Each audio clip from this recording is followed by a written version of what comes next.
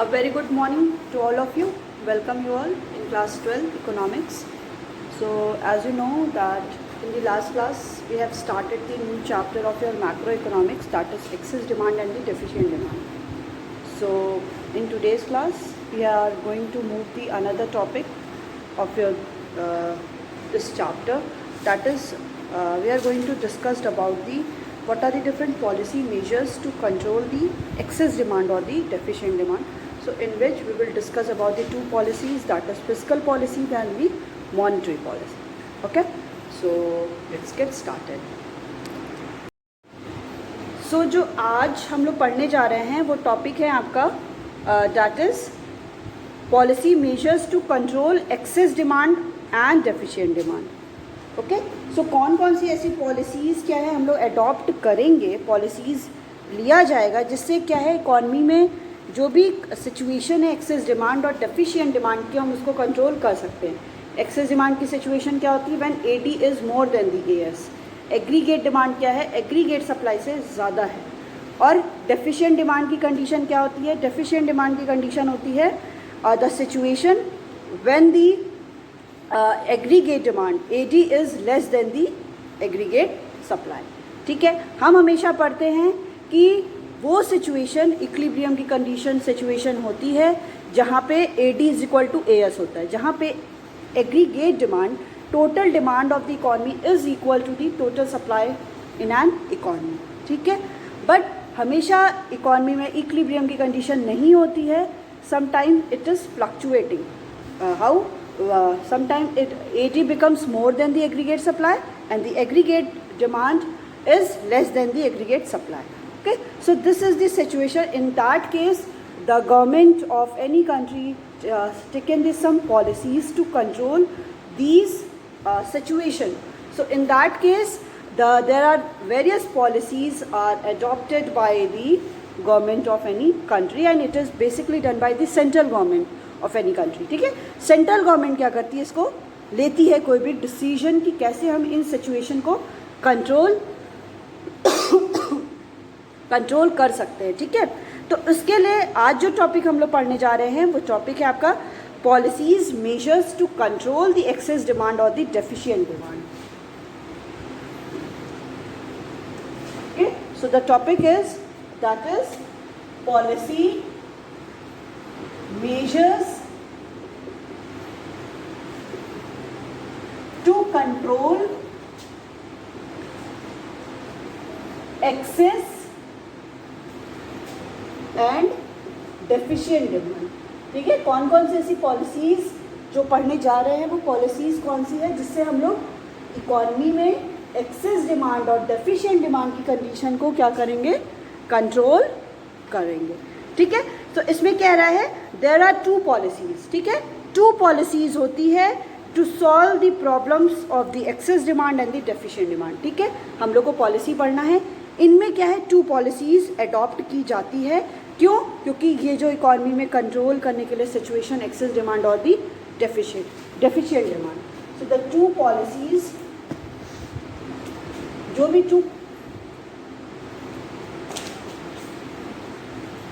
To policies हैं वो क्या है, to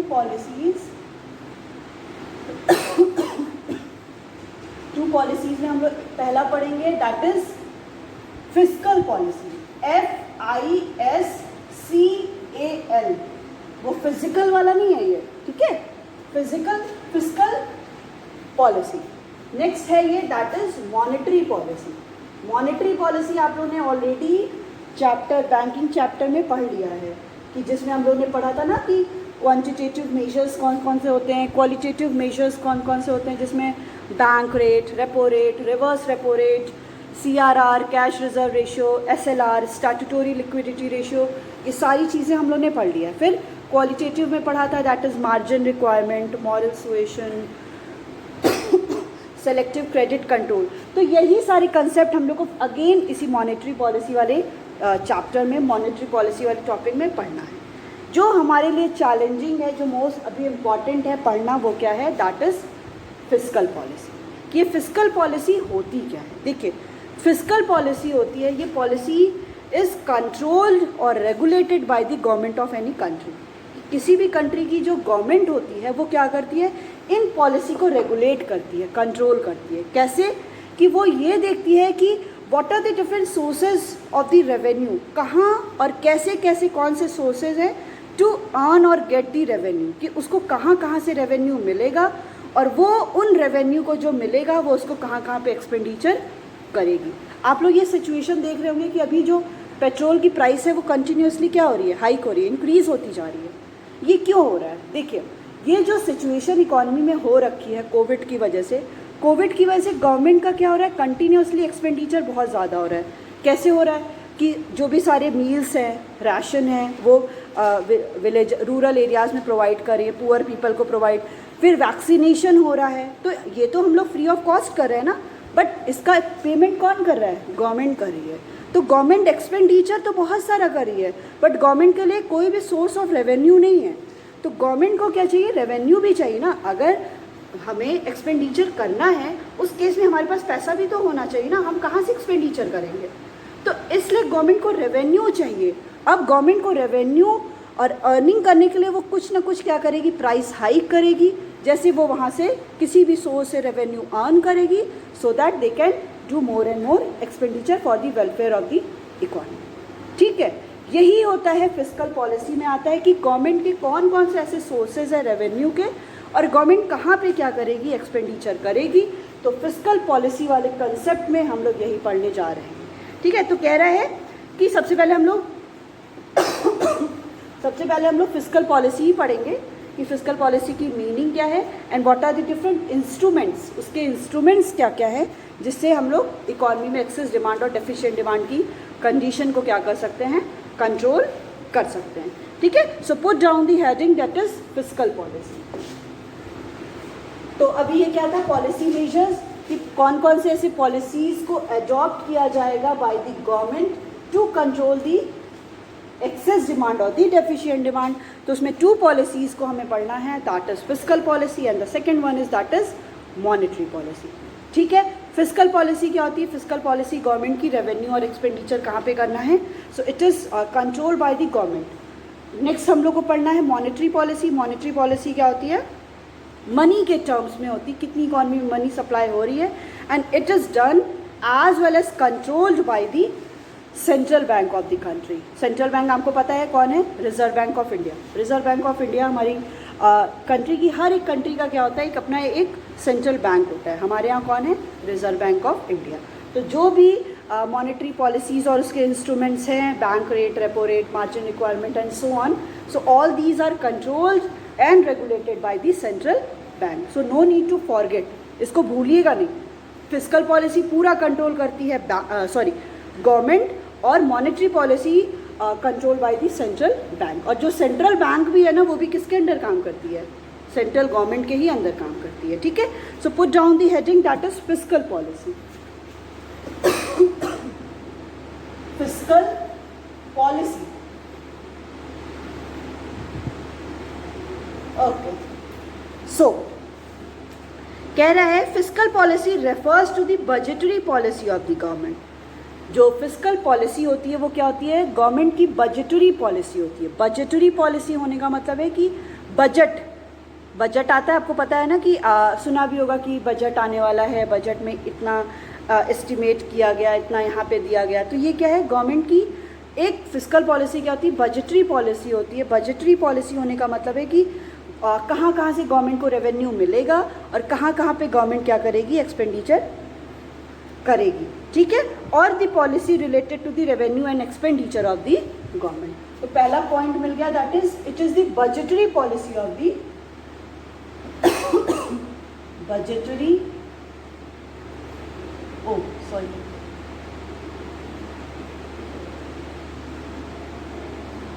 budgetary policy of the government और policy related to government revenue and expenditure. ठीक है, government revenue and the expenditure मतलब कि ये पॉलिसी किससे रिलेटेड है? बजटरी पॉलिसी है गवर्नमेंट की, और ये पॉलिसी रिलेटेड है कि गवर्नमेंट कहाँ कहाँ पे उसका रेवेन्यू अर्न कहाँ से करेगी और गवर्नमेंट कहाँ कहाँ पे एक्सपेंडिचर करेगी, ठीक है। So this is called as the fiscal policy.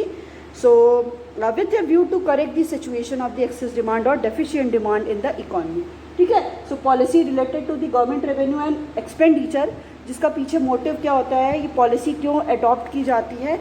Only because of the two control the excess demand and the deficient demand in the economy, कि इकोनॉमी में जो डेफिशिएंट डिमांड की कंडीशन है और जो एक्सेस डिमांड की कंडीशन है, इसको कैसे कंट्रोल करना है, इसके लिए क्या किया जाता है? फिस्कल पॉलिसी को अडॉप्ट किया गया है, ठीक है। Now the next one is that is what are the different instruments of the fiscal policy, ठीक है।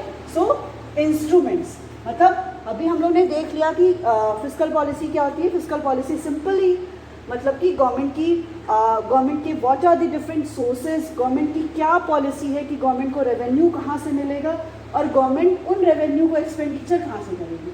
कभी भी गवर्नमेंट अपनी पॉकेट से नहीं देती है, गवर्नमेंट कहाँ से देती है? गवर्नमेंट जनरल पब्लिक से क्या करती है? पैसा लेती है, फिर वही पैसे को वो एक्सपेंडिचर करके उनके लिए सोशल वेलफेयर करती है। जैसे आपको पता है कि हम लोग टैक्स पे करते हैं ना, direct tax, indirect tax, road direct और इनडायरेक्ट टैक्स में हम लोग इनकम टैक्स भी लेते हैं, इनकम पे पेमेंट करते हैं, फिर रोड पे चल रहे हैं उसका टैक्स ले रहे हैं, हर एक चीज़ का हम लोग को टैक्स पे करना पड़ता है। तो these all are the some sources of the revenue for the government. Government के लिए यही सारे क्या हैं? सोर्सेज है रेवेन्यू अर्न करने के लिए। गवर्नमेंट को रेवेन्यू मिला and then what the government will do, government इन्हीं सारे रेवेन्यू को क्या करेगी? एक्सपेंडिचर करेगी। किसके फॉर्म में? कि गवर्नमेंट क्या कर रही है? कुछ भी कंस्ट्रक्शन करा रही है, वेलफेयर कर रही है, एनजीओज ओपन कर रही है और फ्री मील्स प्रोवाइड कर रही है, फ्री एजुकेशन प्रोवाइड कर रही है। तो ये गवर्नमेंट का क्या हो रहा है? एक्सपेंडिचर। एक्सपेंडिचर गवर्नमेंट का कैसे हुआ? जब गवर्नमेंट को रेवेन्यू मिला, ठीक है। तो इसके लिए कुछ इंस्ट्रूमेंट्स हैं कि फिस्कल पॉलिसी के क्या इंस्ट्रूमेंट्स हैं। तो हेडिंग है यहाँ पे इंस्ट्रूमेंट्स ऑफ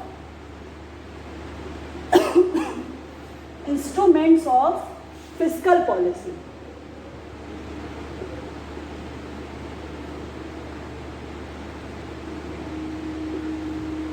की इंस्ट्रूमेंट फिस्कल पॉलिसी के क्या क्या हैं। तो एक और हो गया आपका गवर्नमेंट रेवेन्यू,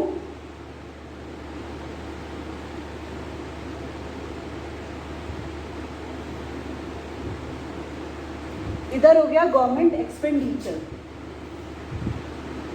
गवर्नमेंट एक्सपेंडिचर,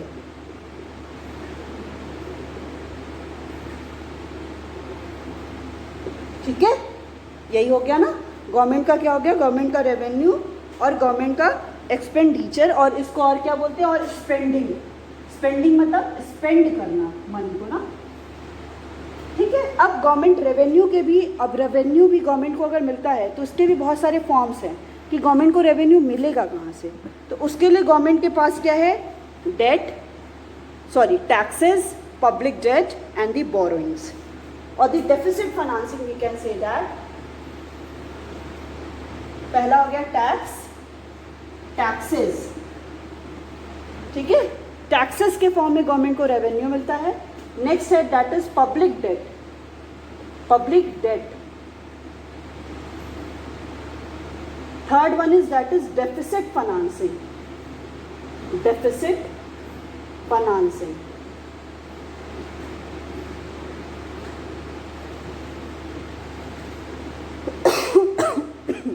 ठीक है। तो ये सारे क्या हो गए? गवर्नमेंट के some sources are there to collect the revenue from the general public. General public से गवर्नमेंट क्या करती है? कुछ रेवेन्यू को क्या करती है? अर्न करती है। तो उसके डिफरेंट सोर्सेज होते हैं कि कहाँ से गवर्नमेंट रेवेन्यू को अर्न करेगी। तो गवर्नमेंट के पास थ्री ऐसे उसके पास क्या हैं? सोर्सेज हैं जिससे गवर्नमेंट क्या करती है? रेवेन्यू अर्न करती है। पहला हो गया टैक्स के थ्रू। टैक्स वही it is the compulsory payment होता है जो हर एक इंडिविजुअल को पे करना पड़ता है। नेक्स्ट है पब्लिक डेट। पब्लिक डेट मतलब पब्लिक से उसको क्या करना है? बोरो करना है। इसको बोरोइंग्स भी बोलते हैं। मतलब जनरल पब्लिक से भी क्या करती है गवर्नमेंट? बोरो करती है। कैसे? Bye issuing of the certain securities. जो भी डिफरेंट सिक्योरिटीज़ हैं उनको करके क्या करती है गवर्नमेंट? बेसिकली बोरो करती है। नेक्स्ट है डेफिसिट फाइनेंसिंग। डेफिसिट फाइनेंसिंग मतलब वो गवर्नमेंट क्या करती है, सेंट्रल बैंक को कहती है कि आप इशू दी मोर न्यू करेंसी, और करेंसी को क्या करिए, इशू करिए। जब नई करेंसी को इशू करेगी सेंट्रल बैंक तो उस मनी, इससे मनी गवर्नमेंट के पास आएगा और गवर्नमेंट क्या करेगी, उससे एक्सपेंडिचर करेगी। ठीक है। सो फिस्कल पॉलिसी क्या हो गया, fiscal policy is simply the budgetary policy of the government. Government की क्या है, एक बजटरी पॉलिसी है, और इसको कह सकते हैं it is the policy related to the government revenue and the government expenditure with a motive to the control the excess demand और the deficient demand in an economy. Simple सी definition है, कुछ भी नहीं है। It is the budgetary policy of the government. Government की क्या है, बजट से रिलेटेड पॉलिसी है, जिसमें गवर्नमेंट क्या करती है, गवर्नमेंट देखती है कि उसके कौन कौन से ऐसे डिफरेंट रेवेन्यू के सोर्स हैं और गवर्नमेंट कहाँ पे क्या करेगी, एक्सपेंडिचर करेगी। क्यों, क्योंकि to control the situation of the excess demand and the deficient demand in an economy. Simple. ठीक है। अब हम लोग ये सारे इंस्ट्रूमेंट्स को वन बाय वन डिस्कस करते हैं। ठीक है। पहले गवर्नमेंट रेवेन्यू क्या होता है, गवर्नमेंट रेवेन्यू मतलब a source of income, government की इनकम की from which sources government will take और अर्न दी इनकम्स। तो उसमें रेवेन्यू, तो जिसमें टैक्सेस पढ़ना है, पब्लिक डेट पढ़ना है and deficit financing. So let's start with the taxes. So put down the next heading, that is instruments of the fiscal policy, and the first one is that is instruments of the fiscal policy in the government revenue. Government के revenue में भी कौन से ऐसे fiscal policies के instruments है। So first है आपका taxes।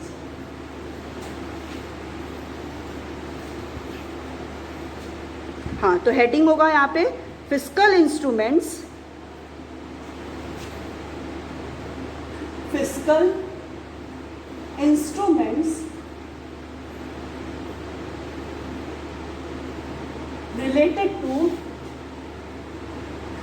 related to government's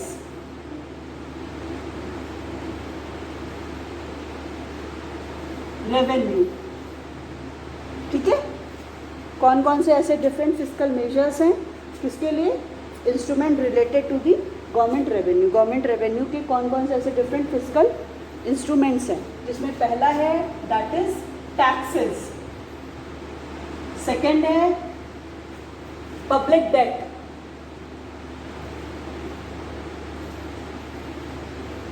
third है डेफिसिट फाइनेंसिंग,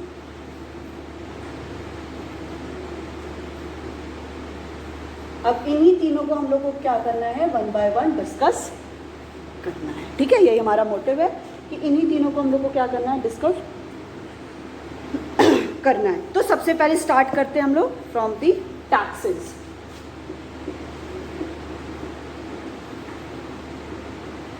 टैक्सेस, ये टैक्सेस क्या होते हैं। सो टैक्सेस कह रहा है tax is a compulsory payment. Tax क्या है, ये आपको क्या है, ऑप्शन नहीं दिया जाएगा कि नहीं आपको टैक्स पे करना है तो कर दो, नहीं तो कोई बात नहीं, नहीं ऐसा कुछ भी नहीं है। ये क्या होता है, ये हमेशा कंपल्सरी है, that everyone has to pay the tax.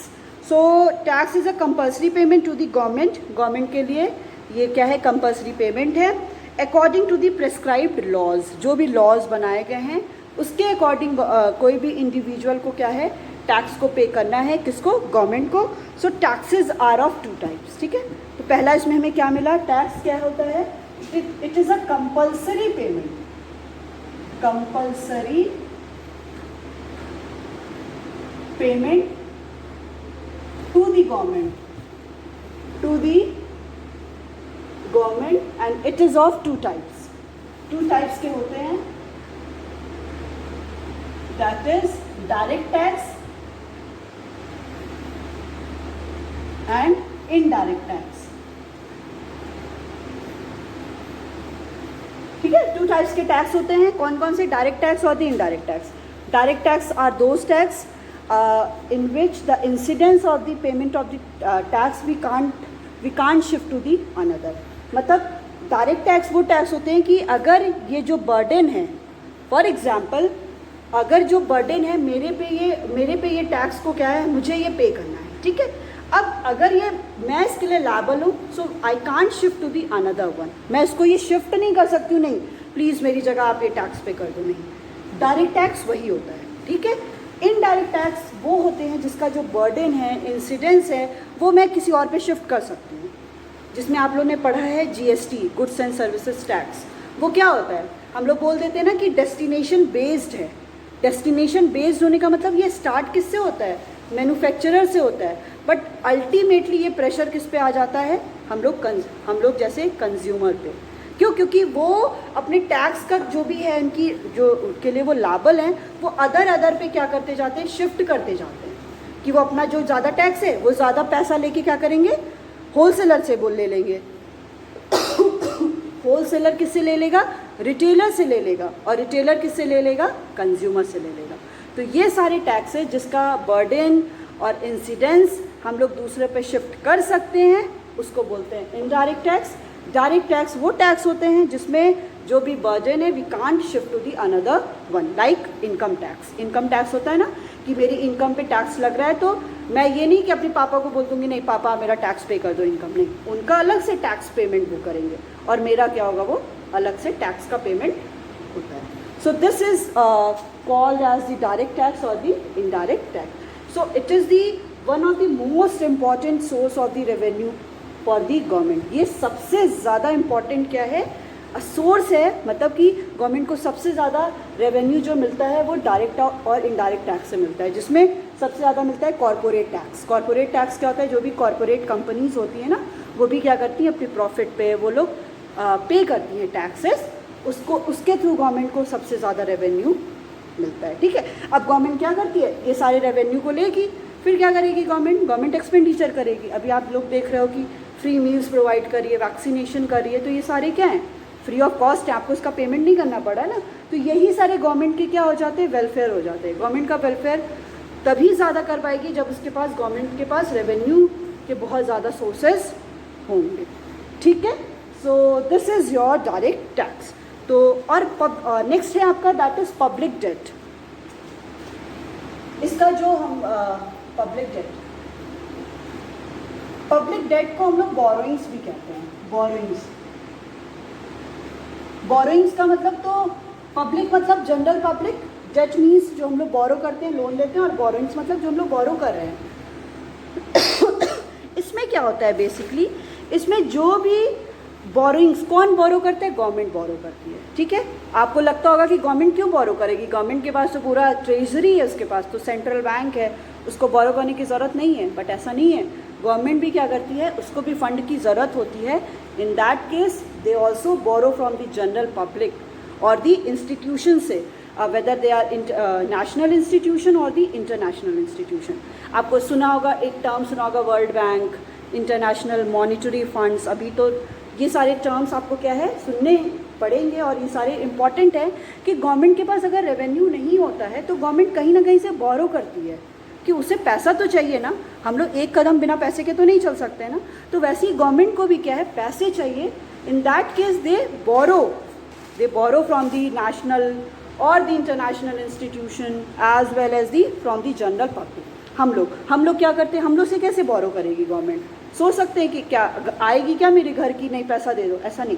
हम लोग क्या करते हैं, एज अ जनरल पब्लिक लोग क्या करते हैं, सिक्योरिटीज़ परचेज करते हो।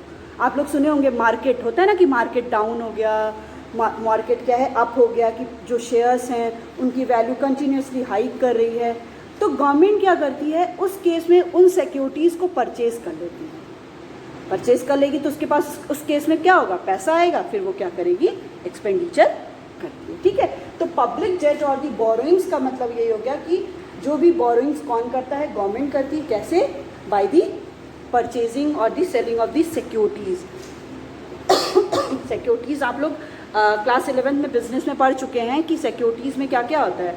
जो भी शेयर्स हो गया, आपके पब्लिक डिपॉजिट्स हो गए, या ट्रेजरी बिल्स हो गए, कमर्शियल पेपर्स हो गए, बहुत there are different types of the securities. ठीक है, तो इनके थ्रू क्या करती है गवर्नमेंट, क्या करती है, मनी को बोरो करती है। जब वो इन्वेस्टमेंट कर लेती है, उसके पास फंड हो जाता है, then they will paid off all the money. ठीक है, नेक्स्ट है that is deficit financing. So ये भी क्या है, एक इम्पॉर्टेंट सोर्स है गवर्नमेंट का to earn the revenue. Deficit financing, deficit और फाइनेंसिंग, सिर्फ डेफिसिट का मतलब क्या होता है, दैट इज कोई भी लाख, फाइनेंसिंग मतलब जो हम लोग फाइनेंस कर रहे हैं। तो इस केस में क्या करती है गवर्नमेंट के पास फाइनेंस नहीं है, वो क्या करेगी, उसके पास ऑप्शन अभी इस केस में यही है, या तो वो बोरो करेगी जनरल पब्लिक से या इंस्टीट्यूशन से, या वो सेंट्रल बैंक को बोलेगी। सेंट्रल बैंक किसके अंडर काम करता है, सेंट्रल गवर्नमेंट के ही अंदर काम करता है। वो उनको बोलेगी कि आप लोग क्या करो, करेंसी को इशू करो, क्योंकि इकॉनमी में जो मनी सप्लाई हो गई है वो बहुत कम हो गई है, और पूरी authority for the supply of the money किसके अंडर आती है, वो आती है सेंट्रल बैंक के अंदर। ठीक है, अब वो कहेगी, किसको कहेगी, सेंट्रल गवर्नमेंट सेंट्रल बैंक से कहेगी आप मोर एंड मोर करेंसी को इशू करो। जब सेंट्रल बैंक करेंसी को ज़्यादा इशू करेगी तो इसका मतलब क्या हो गया कि इकॉनमी में जो मनी सप्लाई है वो क्या हो जाएगी, इंक्रीज़ हो जाएगी, गवर्नमेंट का रेवेन्यू हो जाएगा, एंड देन उस रेवेन्यू से गवर्नमेंट क्या करती है, एक्सपेंडिचर करती है। आई थिंक सो इतना समझ में आ ही गया होगा। ठीक है, तो ये जो इंस्ट्रूमेंट्स हैं गवर्नमेंट के रेवेन्यू के, so 3 instruments are there. First one is taxes. Taxes क्या है, it is the compulsory payment which is made to the government को किया जाता है by the any prescribed laws. कि अभी इसमें क्या है, स्लैब, जैसे आपको सुना नहीं होगा, इनकम टैक्स जो होता है उसमें डिफरेंट स्लैब्स होते हैं, कि जिसकी इनकम पर एनम 5 लाख से टू 10 लाख है उसको इतना इनकम टैक्स पे करना है, जिसकी इनकम 10 लाख से इतनी है उसको इतना इनकम पे करना पड़ता है। तो ये क्या होता है, अलग अलग स्लैब होता है जिसके अकॉर्डिंग लोगों को इनकम को टैक्स को पे करना पड़ता है। जैसे हम लोगों ने पढ़ा था एलपीजी कंसेप्ट में, और डीमोनेटाइजेशन जब हुआ था तो हम लोगों ने देखा था टैक्स इवेजन, एक कंसेप्ट देखा था। टैक्स इवेजन क्या होता है कि लोग अपनी इनकम को कम दिखाते हैं। फॉर एग्जांपल मेरी इनकम 10 लाख है और मैं उसको क्या शो करूँगी कि मेरी इनकम बस 4 लाख है। इससे क्या होगा कि मैं जो स्लैब है कि 5 से 10 लाख मुझे 10% पे करना है, वो मैं स्लैब में नहीं आऊँगी और मैं अपना क्या करूँगी, सारे मनी को सेव करूँगी। ठीक है, तो ये सारी चीज़ें क्या होती है, फिजिकल इंस्ट्रूमेंट्स हैं गवर्नमेंट की रेवेन्यू के, कि कहाँ से डिफरेंट गवर्नमेंट का सोर्स है रेवेन्यू को अर्न करने का, जिसमें 3 उसके सबसे मोस्ट इम्पॉर्टेंट इंस्ट्रूमेंट्स हैं।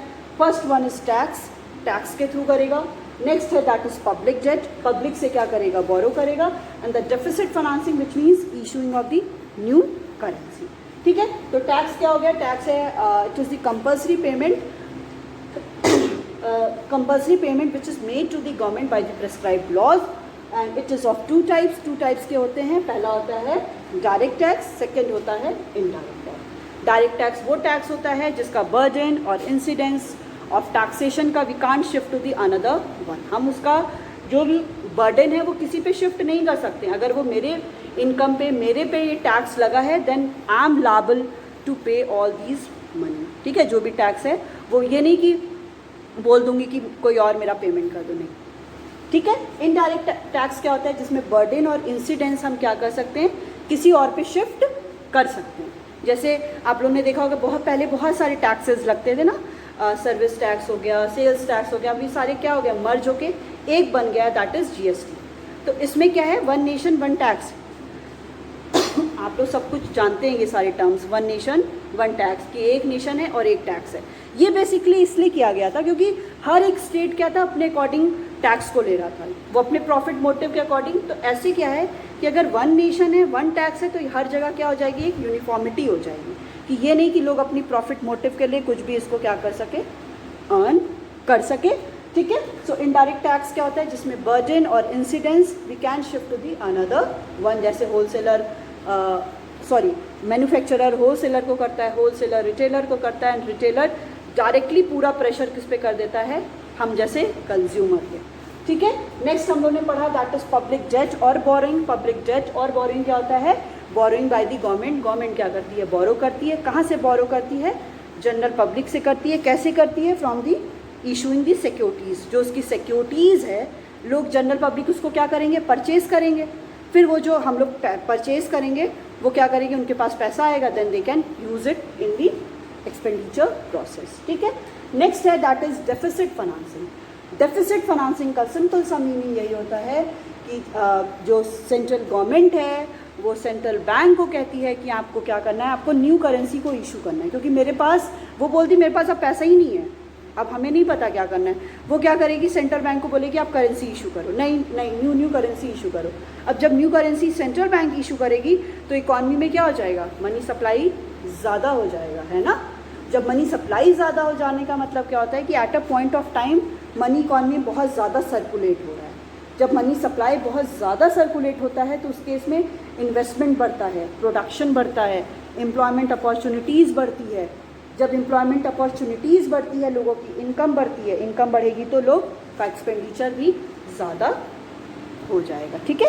सो ये आपका क्या था, that is the physical instruments related to the government revenue की, गवर्नमेंट के रेवेन्यू के ये सारे क्या हैं, फिजिकल इंस्ट्रूमेंट्स हैं, जिसमें हम लोगों ने क्या पढ़ा, टैक्सेस, पब्लिक डेट और दी डेफिसिट फाइनेंसिंग। नेक्स्ट क्या है, ये तो पहले था physical instrument related to the government revenue. अब पढ़ते हैं physical instrument related to the government expenditure, कि गवर्नमेंट एक्सपेंडिचर कहाँ कहाँ पे करती है। गवर्नमेंट एक्सपेंडिचर, गवर्नमेंट को रेवेन्यू तो यहाँ से मिल गया, पैसा मिल गया, अब गवर्नमेंट को क्या करना है, नेक्स्ट उसको एक्सपेंडिचर करना है, ठीक है।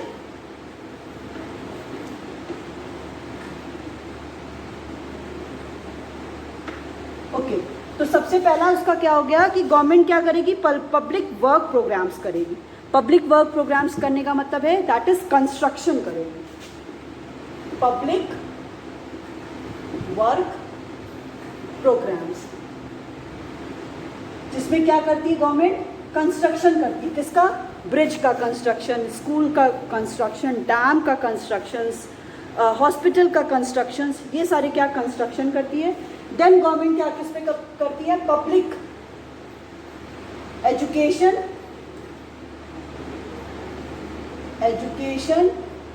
एंड पब्लिक वेलफेयर पे। अब जैसे देखिए एजुकेशन पे आपको बताया था ना कि प्राइमरी पब्लिक वेलफेयर, हाँ प्राइमरी जो स्कूल्स होते हैं वहाँ पे क्या है, फ्री एजुकेशन है ना 6 to 14 ईयर्स के बच्चों की। और पब्लिक वेलफेयर जैसे अभी यहाँ पे वैक्सीनेशन करा रही है या फ्री मील्स प्रोवाइड कर रही है, ये सारे किस में आ जाते हैं, पब्लिक वेलफेयर में। तो गवर्नमेंट का यहाँ पे क्या हो रहा है, एक्सपेंडिचर हो रहा है। फिर है डिफेंस ऑफ द कंट्री, जो कंट्री का डिफेंस है मतलब आर्मी और ये सब का, उसको, और लॉ एंड ऑर्डर के मेंटेनेंस में भी क्या करती है गवर्नमेंट, एक्सपेंडिचर करती है। और नेक्स्ट है that is provision of subsidies to producers, कि जो भी प्रोड्यूसर्स हैं, ठीक है, जो कमोडिटी को प्रोड्यूस कर रहे हैं उनको क्या करती है, उनको सब्सिडीज़ प्रोवाइड करती है। सब्सिडीज़ प्रोवाइड करने का मतलब होता है that is the financial assistance which is provided to the producers so that they can more and more encourage and producing the more and more commodity. जैसे कंसेशन सब्सिडीज़ प्रोवाइड कर दी कि electricity का जो टैक्स है, electricity पे जो payment कर रहे हैं वो कम है, जो भी डिफरेंट प्रोडक्ट हैं वो क्या है, लो प्राइस में मिल रहे हैं, सीड्स, फर्टिलाइजर्स, ये क्या है, लो प्राइस में मिलेंगे। और जो भी डिफरेंट कमोडिटीज़ मशीन्स परचेज कर रहे हैं उस पर भी कुछ छूट दे दी जाएगी, जिसको हम लोग बोलते हैं डिस्काउंट दे दिया जाएगा। तो उससे क्या होंगे, प्रोड्यूसर्स इनकरेज होंगे कि नहीं अभी तो हमें पैसा कम देना पड़ रहा है, तो जब वो फिर क्या करेंगे, ज़्यादा चीज़ों को हायर करेंगे and they will producing the more and more commodity, ठीक है। तो ये हो गया आपका physical instrument related to the government expenditure. कहाँ पे करेगी गवर्नमेंट, पब्लिक वर्क पे, जैसे कंस्ट्रक्शन पे करेगी, फिर एजुकेशन पे करेगी, पब्लिक के वेलफेयर पे करेगी, डिफेंस पे करेगी, maintenance of the law and order, कि जो भी लॉज बनाए गए हैं, जो भी ऑर्डर हैं उनको मेंटेन करने के लिए भी एक्सपेंडिचर करेगी। और प्रोविज़न किस पे, सब्सिडीज़ प्रोवाइड करेगी to producers so that they can encourage to produce more and more commodity.